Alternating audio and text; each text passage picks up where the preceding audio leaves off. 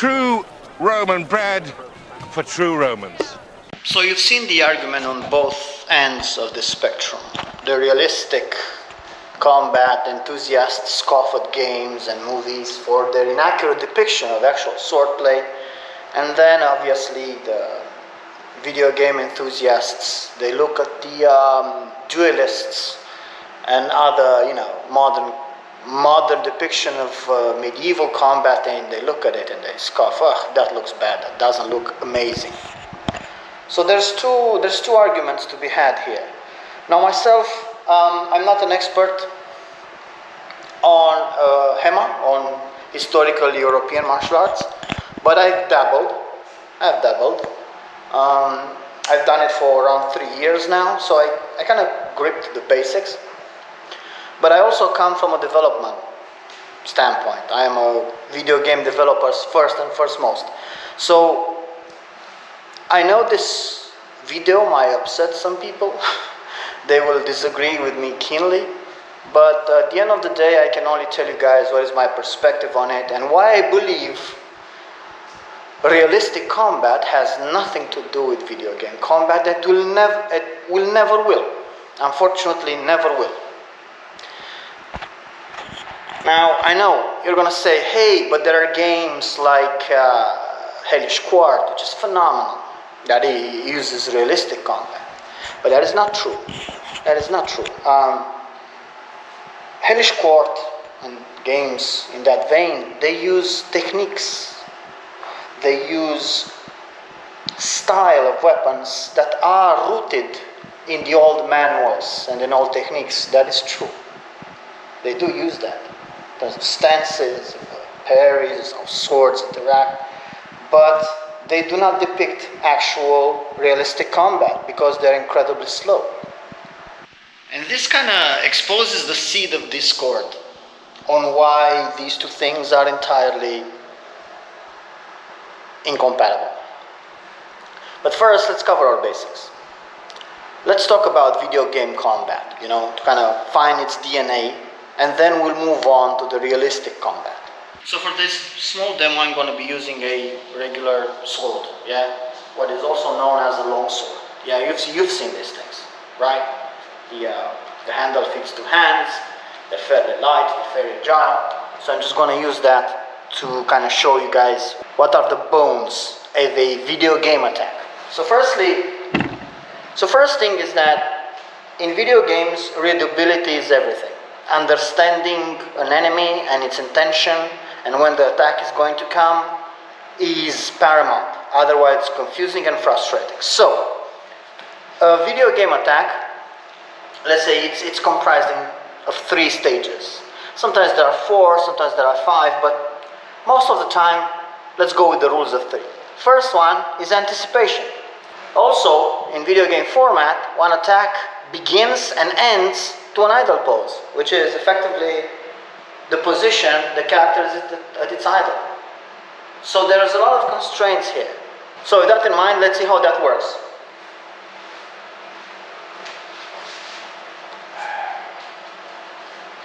Right, so you got your idle pose. This can be anything, It can be like this, or like this. Depends on the stance. We will use, let's say, two-handed stance, something like this.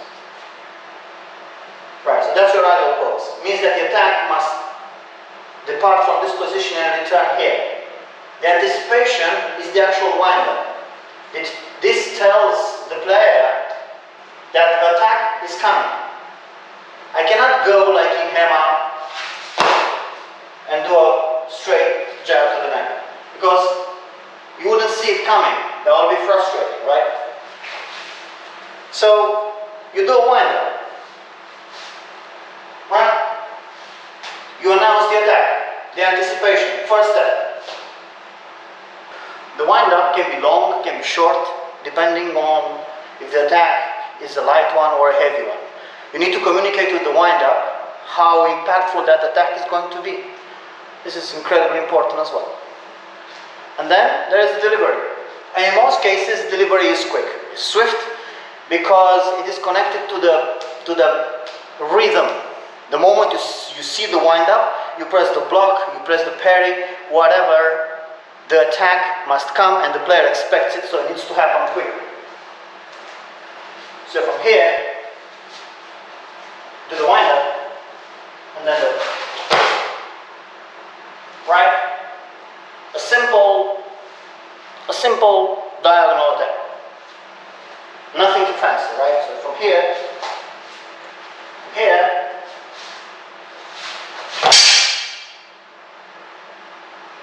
right. Which brings us, did you see how overly extended I was? Do you see how exposed I am at the end of the attack? This is 100% intended.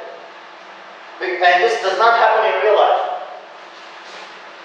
Because the third part of the third segment and last segment of the attack is the recovery.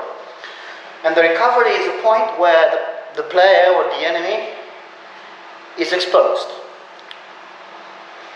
And the player gets its cue to move in an attack. With the recovery, we make a promise to the player that this attack, that it's safe now to go in. So the recovery is also incredibly important, and this, like the anticipation, can be of various lengths. If the attack is devastating, the recovery is slow. If the attack is quick, the recovery is just as quick. And the recovery being from this position,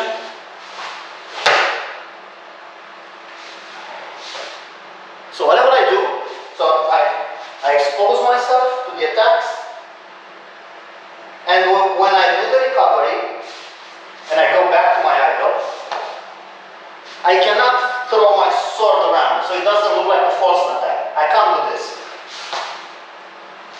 Right? So from here, I come back here. So, 3 steps. Anticipation, delivery, recovery. Idle stance, yeah. Anticipation, delivery, recovery. Now obviously you can chain multiple attacks, but they all have the same rules. I do a wind up, I do a delivery, I do a recovery, I do another wind up, I do another delivery, go back to idle. It doesn't matter. This is how it breaks down. Now obviously in games there are multiple steps. Some of the charges can be charged. You can add more deeper recovery, like let's say you do a longer recovery, you bring it back up. But the player, if they want to leave, the moment it's here. So you don't have to play all the recovery, just do that for performance based. But long story short, this is the DNA of every video game attack, which effectively is designed for maximum readability, establish a metric, rhythm, a ebb and flow. This enemy has these recoveries, these anticipations, and whenever you're delaying attacks, the deliveries, that's when you throw players over the loop, and this is a more of an exotic thing, and you shouldn't do it all the time. Again, this is boiled down to its essentials. While for the video game combat, the most important aspect is readability and understanding what the game wants from you, its ebb and flow. In real combat and dueling, it's the other way around. You must be as opaque as possible, as you need to be, everything is to be obfuscated. In a real duel, nothing is true. You don't telegraph anything. In fact, a lot of the dueling involves dissimulation. Now, of course, there are techniques and techniques. And some people will say, it's about technique and speed. And well, let me stop you right there. There is no speed without power. It's striking tremendously hard.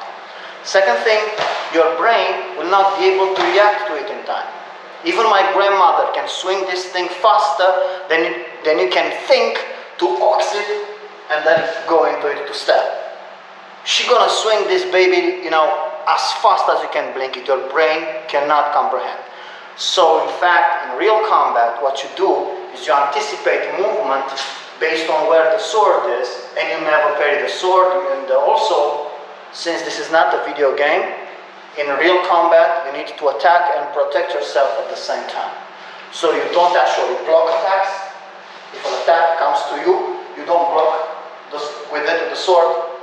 That puts you in an offensive, because when the blades clash, the guy can just thrust in the neck, go on the other side, strike.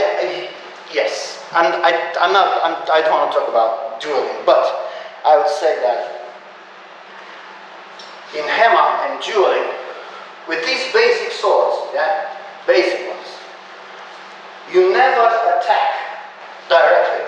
You always feint, you always move. You expect the swords to clash, and from there you do something.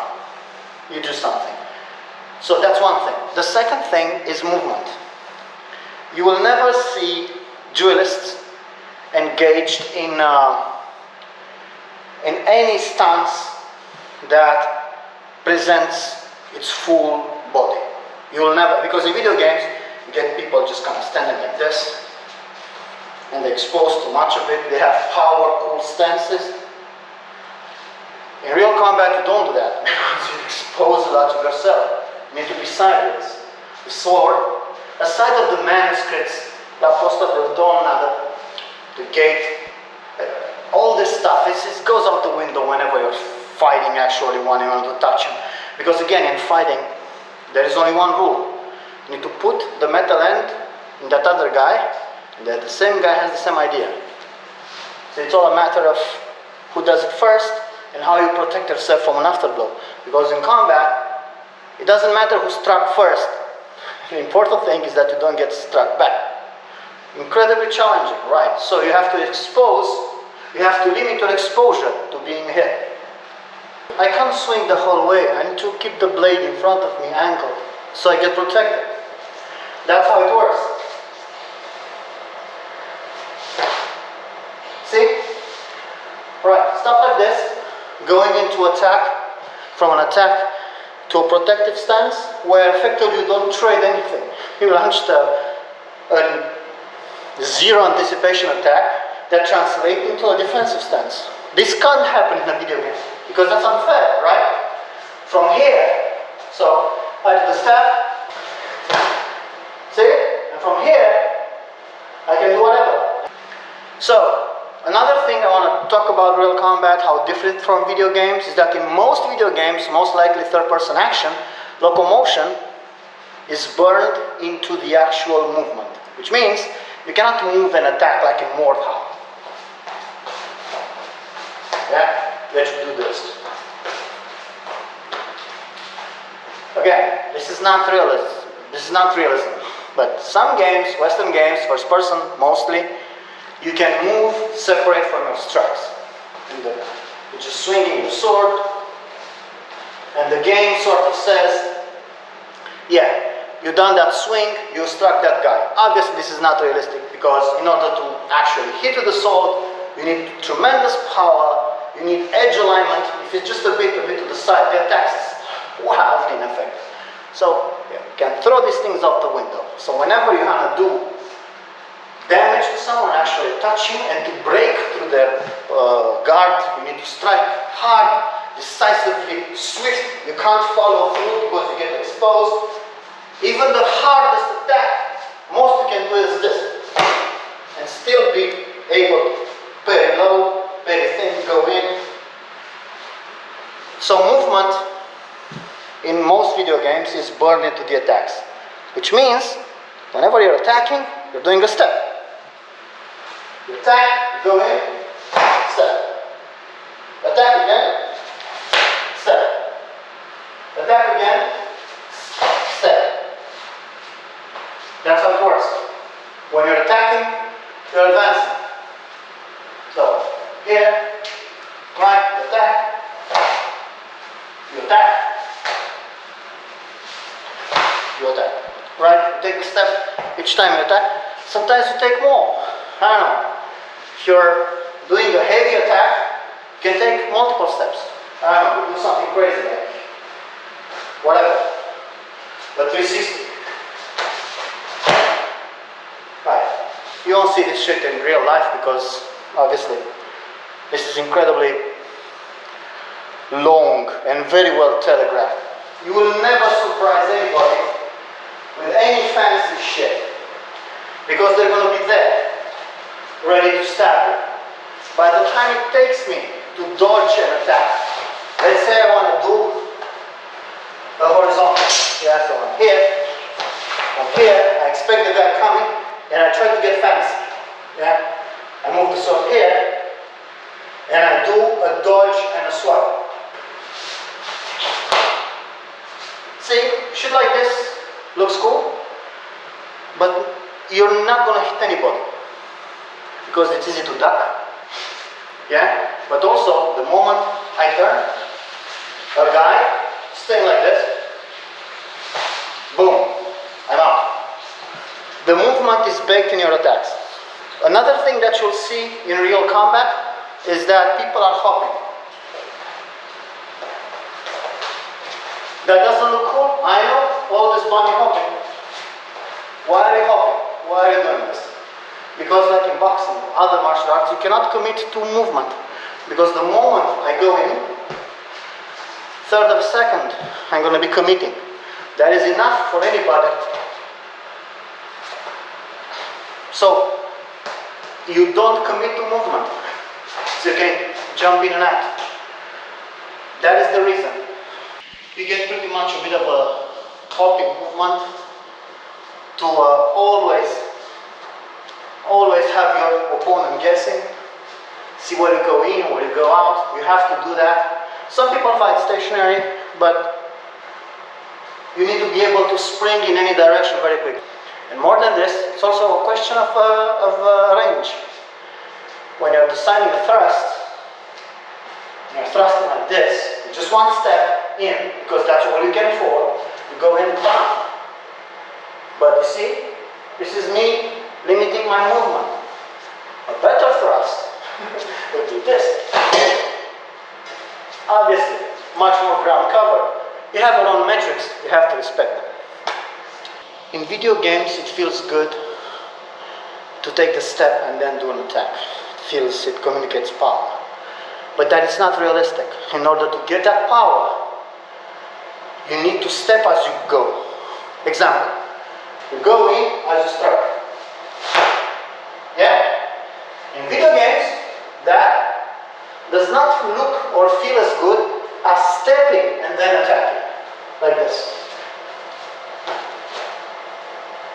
This telegraphs the attack, but it has less power than actually not doing it. So it's wrong for three different reasons. One, stepping before attacking, it telegraphs the attack. Obviously you don't do that in realism, in realistic combat. Two, you achieve less power because the body already stopped moving and you already rely on your arms to do the attack. So it was from every conceivable metric to use an actual duel. But it looks good, everybody agrees, it telegraphs the attack intention and it looks powerful. Is there a difference between fighting with, I don't know, this and this, a rapier and a longsword, dueling someone? Well, not really. Despite being very different weapons, and, this is for stabbing, this is for everything, much more versatile. This is being lighter, but the movement and attacks are the same. They're the same principle. Sure, the way they're being handled, the stances, the techniques, they're incredibly different. A longsword guy, that has expertise on longsword like me, does not thrive in a rapier environment. The way everything that I said still holds. You need to be fast on your feet, you need to be able to do quick jabs, and you need to protect. You need to switch, go around guards. It's the same with the longsword. So, same principle applies. Now what I'll be saying, they're going to upset a lot of people. And with this, I'm closing the topic. A realistic combat movement, it's not very pleasing to see. Because there is so much dissimulation, there is so much hidden techniques that it's not stage combat, the stuff that you see. Because stage combat and video game combat is about power stances, being committed, understanding the swipes, wide movements, and just power fantasy. That's stage combat, that's movie Hollywood combat, that's video game combat. Realism has nothing to do with this. I've watched the Three Musketeer movies, and none of those, I haven't seen a thrust with the rapier. I mean, I've seen one or two when, I don't know, D'Artagnan kills someone, goes into him and just thrusts, takes it away, fights another guy. But most of the time what I saw were people Zorroing around and swinging wildly. Because it looks good. Because it looks good. It invites you in the fantasy. Now if you Google any rapier fencing, you won't see anything spectacular. Again, maybe some parries and some stuff that your brain can decode and understand the craftsmanship that went into that stuff. But it's all incredibly subtle. Someone is thrusting, someone just does this direct path, goes to the neck, but it's never a scream. It's always hidden. At very small measures, you win a duel. And the outcome is never glamorous. You don't cut through armor with a guy in chainmail comes in, you swing a fucking flimsy rapier, you're gonna cut and hurt him. That shit doesn't happen. So because it's not glorious, movies and video games have to exaggerate. When we were doing combat research and we're thinking how the character moves, what are the attacks, how do you stab someone with a rapier, you stab him with this. When you have to do a 4 thrust, there's a million ways to do it. You do it straight, you can do it a spin, then a thrust, you can do whatever you want to do. But the most important one is the rule of cool. This is where people are going to get excited about.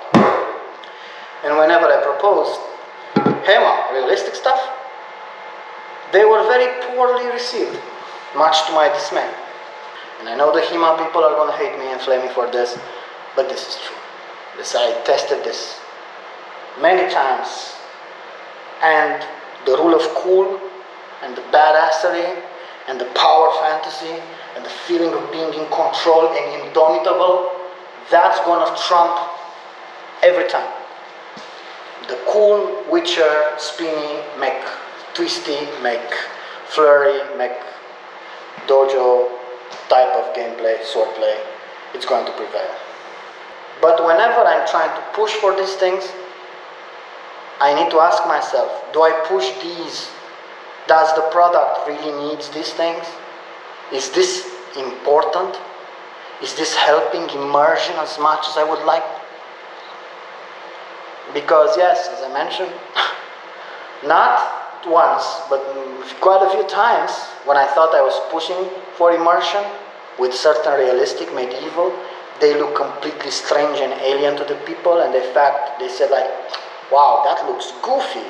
Wow, that's so goofy, that's so funny. Until we get a game that takes into account age alignment, kinetics, movement, you stop your sword in the other guy, you get grip, you get pushed, so that all the actual techniques make sense. And then perhaps we'll see more realistic movement because it's going to be all driven by players.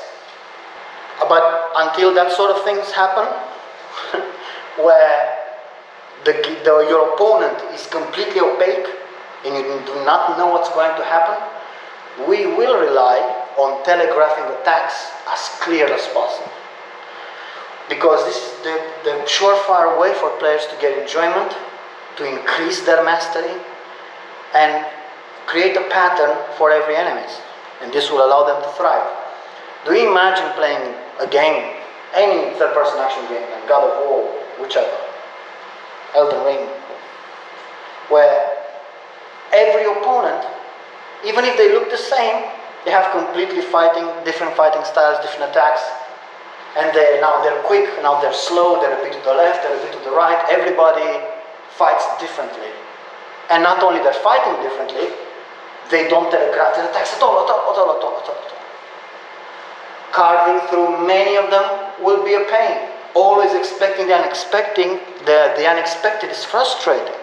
It creates this burden. You win, you feel, but you lose more often than you win because you always expect the unexpected. And like in real life, where you can see micro movement very quickly, when you're drilling someone and they have their foot forward, their right foot forward, you know that they cannot extend too much and they have to go back. If there's someone hopping in front of you waiting to go in, you know that the moment they're in the air, you get a half a second of leeway to do a little something. These sort of fast timings do not work in video games, where your brain decodes, takes the information, compares it to a chart, you take a decision, fingers do the thing, and you take into account all your characters' delays and recovery in attacks, because it needs to be fair. You cannot attack. You cannot attack like Lightning McQueen and the other guy like Molasses. It has to be fair. So it will resort in flailing. Because let me tell you, a lot of sword fighting happens to be flailing. A lot of people flail. They go in on the duel with a plan, with a scripted plan.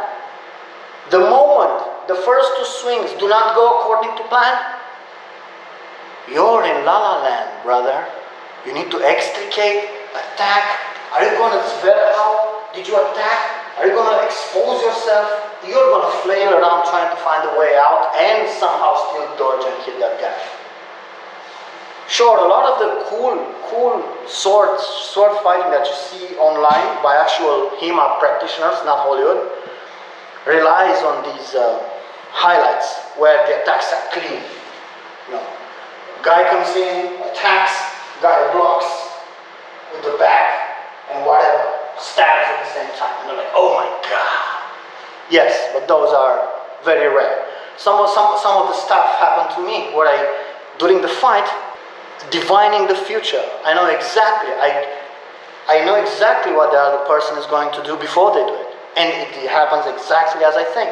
So they go in, I block, I stab, and I move in. So I know, but those are rare and far between. Just so it happens, like I downloaded him.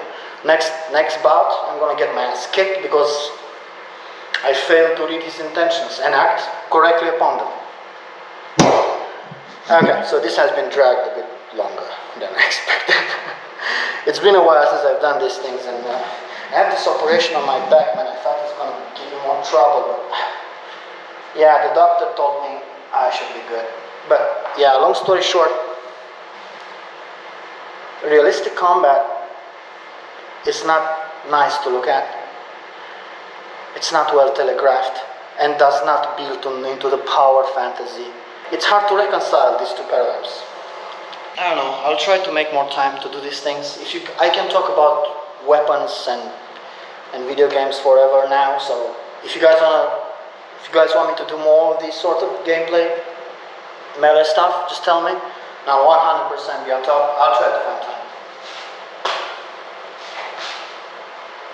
True Roman bread for true Romans.